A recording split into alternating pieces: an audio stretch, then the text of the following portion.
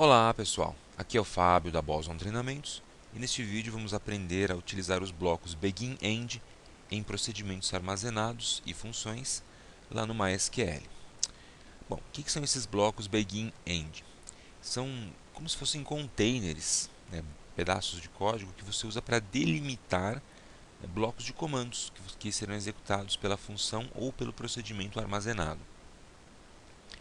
Então, cada declaração aninhada dentro de um bloco BEGIN-END vai ter o seu próprio delimitador, que é o ponto e vírgula. Então, quando você usa o bloco BEGIN-END, você pode colocar várias declarações distintas para serem executadas dentro da função ou do procedimento. Se você não usa o bloco BEGIN-END, você só pode colocar uma declaração completa para ser executada dentro da função ou do stored procedure. E uma outra coisa interessante é que os blocos BEGIN-END podem ser aninhados. Então eu posso criar um bloco BEGIN-END e posso colocar esse bloco BEGIN-END dentro de outro bloco BEGIN-END. Bom, o delimitador, que é o ponto e vírgula, que indica quando o conjunto, o bloco de comandos deve ser enviado para o servidor, ele pode causar alguns problemas, eventualmente, quando ele é encontrado dentro de um procedimento função, porque ele pode finalizar o procedimento função imediatamente, sem, no entanto, passar para as próximas declarações que você porventura tenha. É como se fosse um alias para o comando go, tá? Que a gente conhece lá do SQL Server. Então o que a gente faz para evitar esse problema dentro de um bloco BEGIN-END? A gente muda esse atalho, tá? A gente utiliza um comando chamado delimiter, que cria um delimitador diferente, e aí você consegue criar rotinas com declarações compostas, bem complexas, sem nenhum problema. Na prática vai ficar mais claro o uso disso, tá? Então a gente vai ver um códigozinho lá no MySQL Workbench de um exemplo de uma função e depois um exemplo de um procedimento utilizando o bloco BEGIN-END. Então vamos lá. Então deixa eu separar aqui para não confundir. Então esse primeiro cara aqui em cima é a função, tá? A gente vai falar sobre essa função que utiliza o bloco BEGIN-END. Veja que interessante. Eu começo executando o comando delimiter, delimitador, e na frente eu coloquei cifrão, cifrão. Na verdade você pode colocar basicamente o que você quiser, desde que não seja nenhum caractere reservado. Então, ao emitir esse comando delimiter, cifrão, cifrão, estou dizendo para o servidor que ele deve substituir o ponto e vírgula por cifrão, cifrão, tá? Então, quando encontrar o ponto e vírgula, ele não deve executar os comandos. Ele só deve executar os comandos quando encontrar cifrão, cifrão. E aí, na sequência, eu começo a criar minha função. Então, eu emiti o comando createFunction. Minha função vai se chamar aumenta preço, tá? E ela recebe como argumentos um preço e uma taxa. Então, eu passo um preço qualquer, de um produto qualquer, e passo a taxa de juros, que vai ser utilizada para aumentar o preço desse produto. E aí eu começo, begin, end. Então abro o bloco begin, coloco as minhas declarações aqui e depois eu finalizo com o bloco end. Veja que esse é um exemplo bem simples, tem uma declaração só, mas usando o bloco begin end você pode ter inúmeras declarações aqui dentro, tá? Veja que o comando return, ele pega o preço, soma com o preço multiplicado pela taxa dividido por 100. E no final eu tenho o ponto e vírgula, tá? Que você já sabe que é o delimitador padrão. Mas veja que interessante, como eu mudei o delimitador aqui antes de criar a função, quando eu mandar criar a função, o MySQL vai executar esse código todo, mas não vai executar o return, preço mais preço vezes taxa sobre 100. Ele vai criar a função sem, no entanto, executar o código, tá? De modo que se eu tivesse várias declarações, ele criaria a função normalmente, com todas as declarações, sem executar nenhuma delas.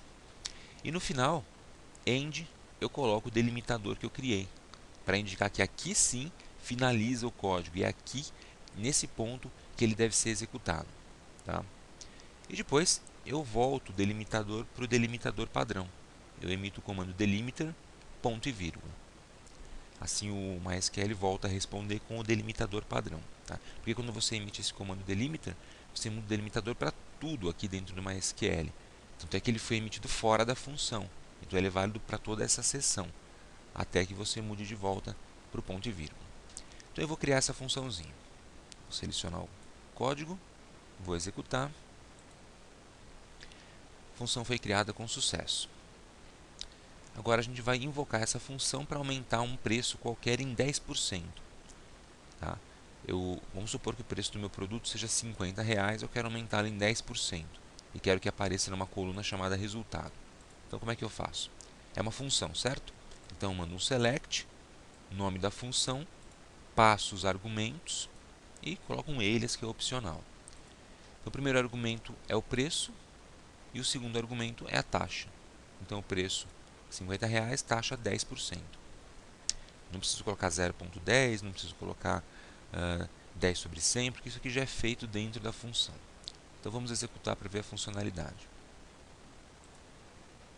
Beleza, resultado R$55. 50 mais 10% de 50 dá 55. Ok? Muito bom. Vamos ver agora um outro exemplo utilizando o procedimento. Então eu tenho aqui um exemplo utilizando o procedimento do bloco BeginEnd. Mesmo esquema, eu mudo o delimitador. Veja que eu escolhi um outro delimitador, um diferente. Barra, barra. Tá? Mando criar o procedimento, que eu vou chamar de ver preço. Ele recebe como parâmetro var livro, que é o código de um livro, do tipo small int. Então eu forneço o código de um livro e esse procedimento me traz o preço desse livro. Tá? E aí inicio meu bloco begin. E aqui dentro é legal você alinhar todo o código para ficar mais fácil de ler. Ó. Vou deslocar um pouquinho essas linhas de código, fica mais fácil, fica mais legível. Então eu começo com um select, concat, o preço é, vírgula, preço livro, preço, from tabela livro. Então mando concatenar a frase o preço é com o preço do livro, tá? Da tabela livro, onde o ID do livro igual var livro. Então o ID do livro ele tem que ser igual à variável que vai ser passada, que é o meu parâmetro. Ponto e vírgula, finalizei a primeira declaração. Mas olha só que legal, coloquei uma outra declaração na sequência. Um select bem simples, só para exibir uma outra mensagem na tela separada. A mensagem procedimento executado com sucesso. E aí ponto e vírgula nela também. Então veja que eu tenho duas declarações distintas, ambas finalizam com ponto e vírgula. Se eu não tivesse mudado o delimitador aqui anteriormente, quando eu fosse criar esse procedimento, ele executaria o primeiro código e sairia. Tá? Ele sai do procedimento e não executa as próximas declarações. É um problema. Então, na hora de criar o procedimento, eu mudo o delimitador, ele cria, compila todo esse código e só finaliza quando encontrar o delimitador alterado que está aqui, depois da palavrinha end. E no final, não pode esquecer de mudar de volta para o ponto e vírgula. Legal? E outra coisa, como eu tenho duas declarações distintas, aqui eu sou obrigado a utilizar o bloco BeginEnd. Então, você usa o bloco BeginEnd para poder colocar várias declarações. Bom, vamos criar então esse procedimento. Criado com sucesso. E agora a gente vai invocar o procedimento. Como é procedimento armazenado, eu utilizo a palavrinha call para invocá-lo. Call, nome do procedimento e o parâmetro, que no caso é o ID de um livro, que eu chamei de var livro. Vamos supor o livro número 3. Call, ver preço 3. Está lá, o preço é R$ 61. Veja que interessante, ele emitiu duas janelinhas de resultado, result 2 e result 3.